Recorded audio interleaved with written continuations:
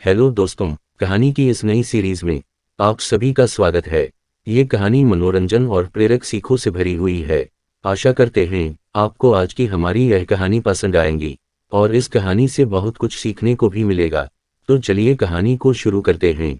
एक गधा और एक सारस बहुत अच्छे मित्र थे। एक बार वे दोनों जंगल में घूम रहे थे। रास्ते में बहुत सारे गड्ढे थे। दोनों संभल संभल कर चल रहे थे।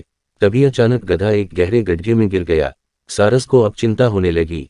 उसने बहुत सारे प्रयास करके देख लिए, परंतु वह अपने मित्र को नहीं निकाल सका और वह रोने लगा। पास में ही एक लकड़हारा जंगल में लकड़ियां काट रहा था। उसने सारस के रोने की आवाज सुनी। वह बात का पता लगाने के लिए वहां पहुंचा। उसने देखा कि एक गधा गड्ढे में गिरा हुआ है और एक सारस उसे देखकर रो रहा है।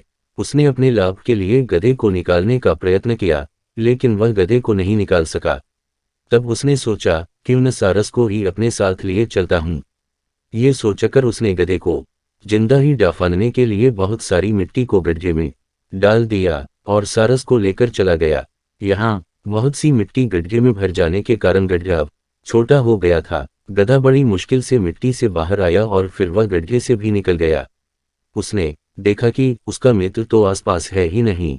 वह जंगल में उसे ढूंढने लगा। तभी वो लकड़हारा उसे दिख गया। उसकी लकड़ियों के साथ साथ एक सारस भी उसने बांधा हुआ था। गधा अब सारी बात समझ गया कि उसके ऊपर मिट्टी क्यों डाली गई।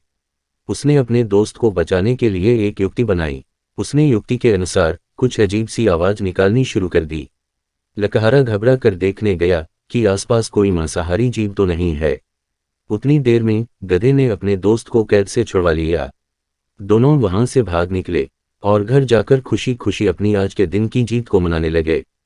तो दोस्तों, हमें इस कहानी से ये सीख मिलती है कि मुश्किलों से कभी डरना या फिर उनसे कभी हार नहीं माननी चाहिए। दोस्तों, आपको ये कहानी कैसी लगी मुझे कमेंट बॉक्स में जरूर बताएं।